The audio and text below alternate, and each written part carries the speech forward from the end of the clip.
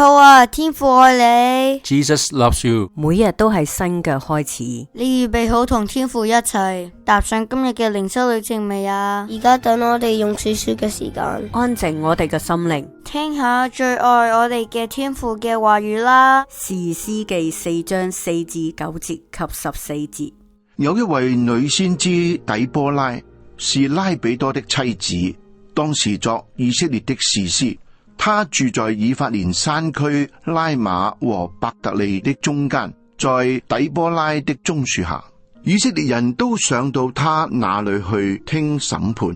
她派人從拿弗他利的基低斯把亞比挪暗的兒子巴拉召來，對他說：耶和華以色列的神吩咐你，你要率領10000拿弗他利人和西布倫人上他泊山去。我必使耶賓的將軍西西拉率領他的戰車和全軍往基順河，到你那裏去。我必把他交在你手中。巴拉對他說：你若同我去，我就去；你若不同我去，我就不去。底波拉說：我一定會與你同去，然而你在所行的路上必得不着榮耀，因為耶和華要把西西拉交給一個婦人的手裏。於是底波拉起來，與巴拉一同往基低斯去了。底波拉對巴拉說：起來，今日就是耶和華把西西拉交在你手中的日子，耶和華豈不在你前面行嗎？於是巴拉下了他泊山，跟隨他的有10000人。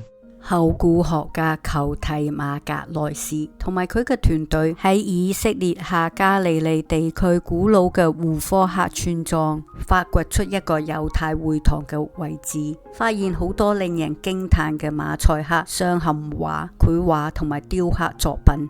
其中一幅特別稀有嘅馬賽克鑲嵌畫係講緊聖經當中底波拉嘅故事，同埋佢喺以色列人對抗迦南人嘅戰爭當中所扮演嘅角色。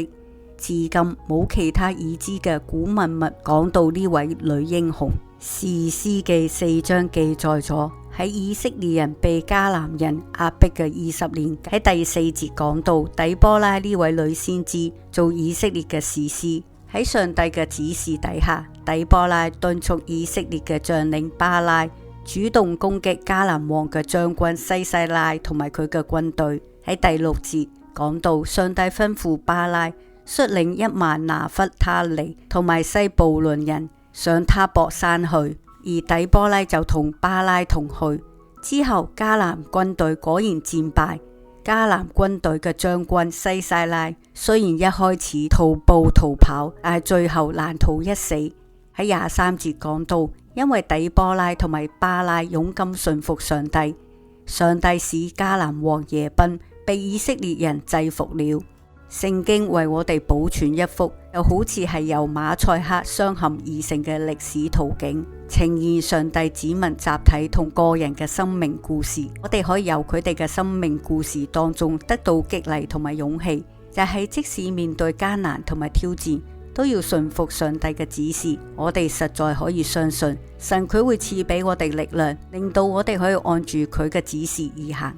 親愛嘅天父，求你賜俾我哋勇氣，我哋可以喺人生嘅道路上進行你嘅指示，更加可以睇到喺人生路當中你賜俾我哋嘅能力，同埋睇到你扶持緊我哋。我哋嘅禱告奉主耶穌基督得勝之名祈求，阿門。詩歌按主旨意。